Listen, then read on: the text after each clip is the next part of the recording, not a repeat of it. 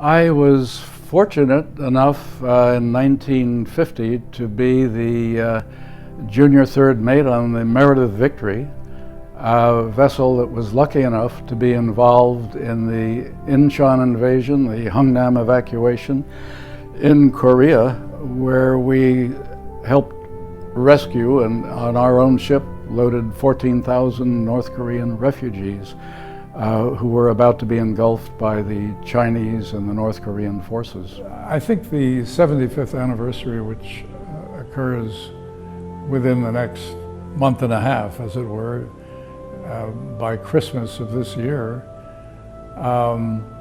it is a very memorable, it's a very memorable date. The links that were established with Korea with our intervention in the war at a time when many Americans didn't know where Korea was and didn't care.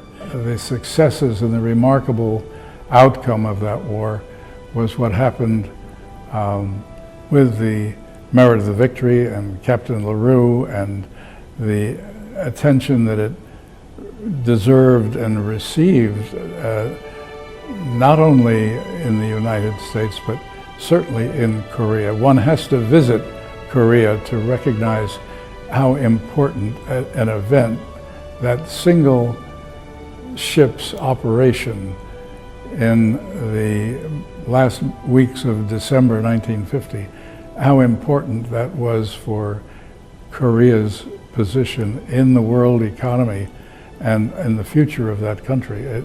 And it was essentially 100% a Marine operation. So I'd like to introduce our next presenter, and that's Susan Key. She runs the Facebook site Korean War Veterans, and if you ever visit that site, it's quite moving, and it grows out of her appreciation of what the Allied forces did for her people in Korea. So I'd like to just sort of turn it over to her so that she can do our program. Thank you. Hey, wonderful. Good morning, everyone. Thank you all so much for this great honor to be with you today. I'd like to thank Father Sinclair, the Nautical Institute, and everyone who is there today to commemorate this important anniversary of the Hungnam Evacuation, and to also remember and honor Captain LaRue and his crew of the SS Meredith Victory. So this is the merchant marine ship, the SS Meredith Victory. And the Military Sea Transport Service requested that the Maritime Commission activate reserve ships to support sea lift operations in Korea. This is our Honorable Captain Leonard LaRue. He was the Merchant Marine skipper of the SS Meredith Victory. And so it was decided, and he was asked, I believe, by the U.S. military if he would evacuate North Korean refugees. And between December 22nd and 23rd, they started loading refugees, standing room only, shoulder to shoulder, 14,000 passengers. And so with this very heavy laden ship across mined waters is truly an impossibility. And out of the 14,000 passengers, I found that 4,000 were infants and children. And so they were diverted to a small island called Gojedo.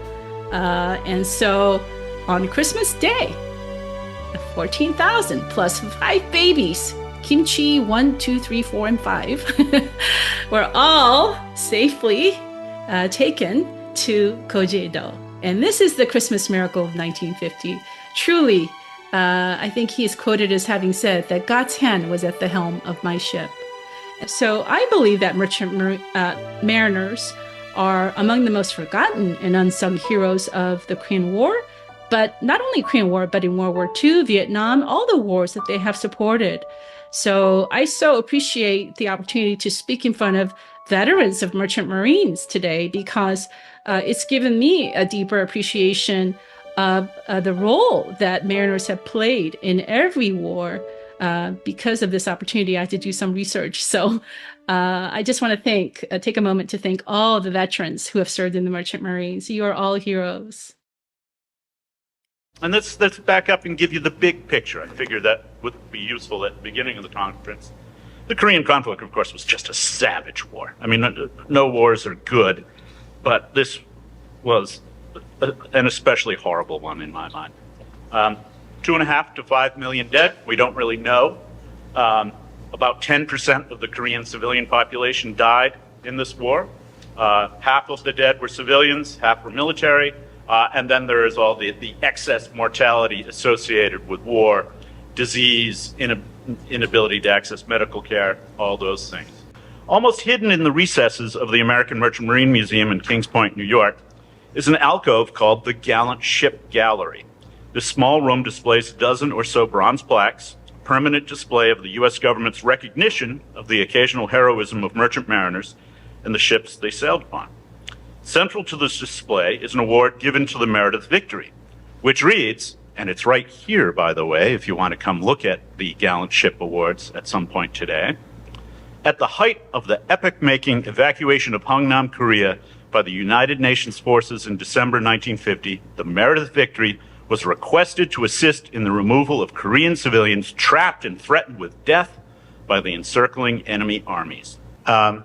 This is a story about rescuing people who happen to be Koreans, that those people might live in freedom and that they might have hopes, and their children could also live in freedom, required great effort and drastic measures by sympathetic men.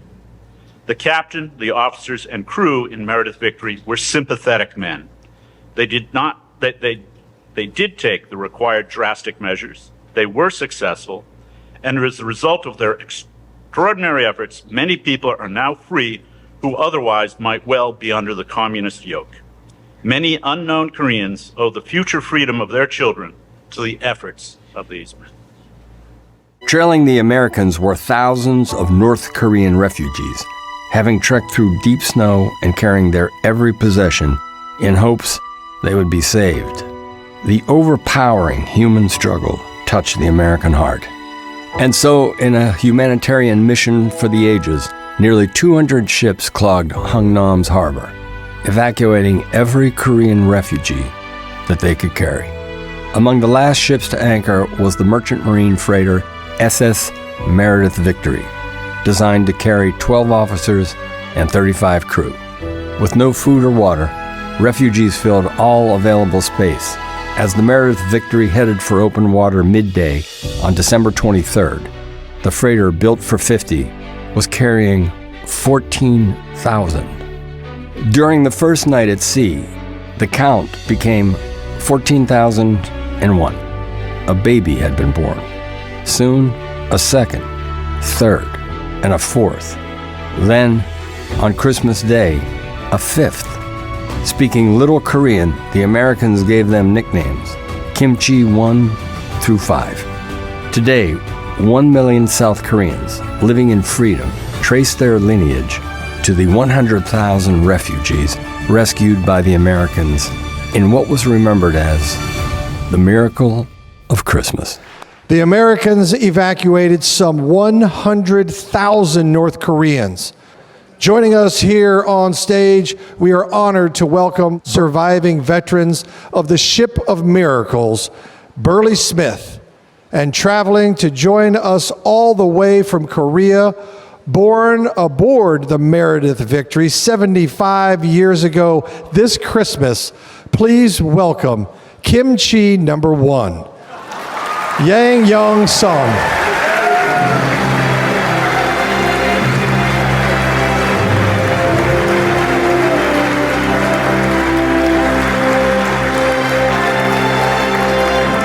Burley, how did it feel to be part of one of the greatest humanitarian missions in all of history?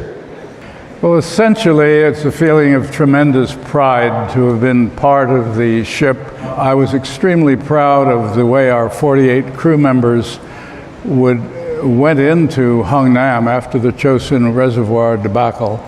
And we were the next to the last American ship, freighter, commercial ship, to leave Hungnam. They said to Captain LaRue, will you take civilians, North Korean enemy civilians? And Captain LaRue said, of course. So we began loading early in the morning on the 22nd of December, loaded all night, and the next morning we finished loading all 5 of our hatches and all 3 decks in each hold with Korean civilians. Yang Young son, you were born aboard Burley's ship. Yeah.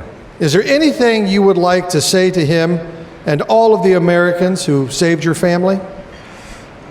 I'm the first of total, 5 miracle babies who were born on the last freedom vessel during the Hungnam Evacuation.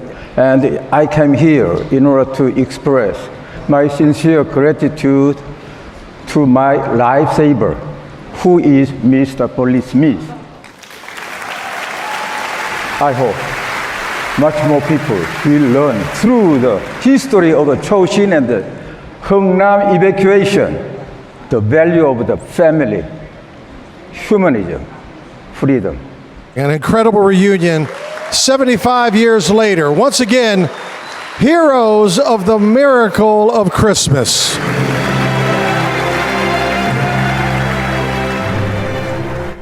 And of course, part of this memory is Captain Leonard LaRue, who wrote quite powerfully about these events. He was interviewed immediately after he got back to the United States in 1951, but by a Catholic priest, I might add. And he wrote to friends even after he did become a monk. And he certainly is expressing, in a very humble way, his gratitude to God for having the privilege of rescuing these people, which I think is exactly the right thing to do. So, and of course, he invokes his faith, my prayer, as he says, that what happened to the people of Hungnam will never happen to your families or mine, which is absolutely right.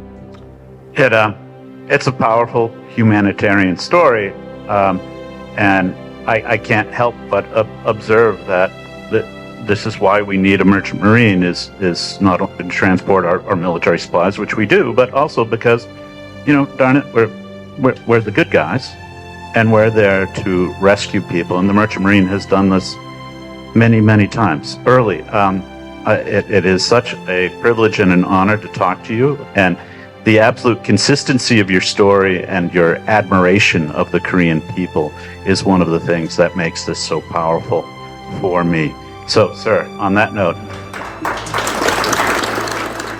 The link between our two countries, between South Korea and America, has been a remarkable result of what happened during the war.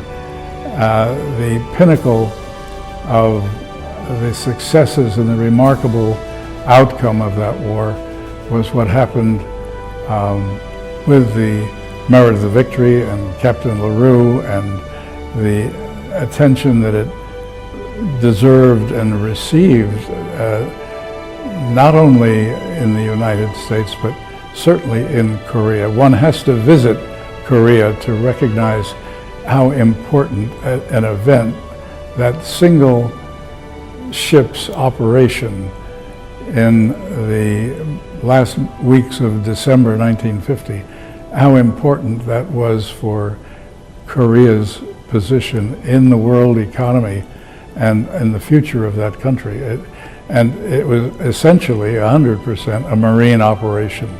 It couldn't have been accomplished in any other way. It couldn't have been done by air. It certainly couldn't have been done by land. The merchant marine was absolutely essential, and we provided 100% of the equipment and the personnel needed to accomplish it.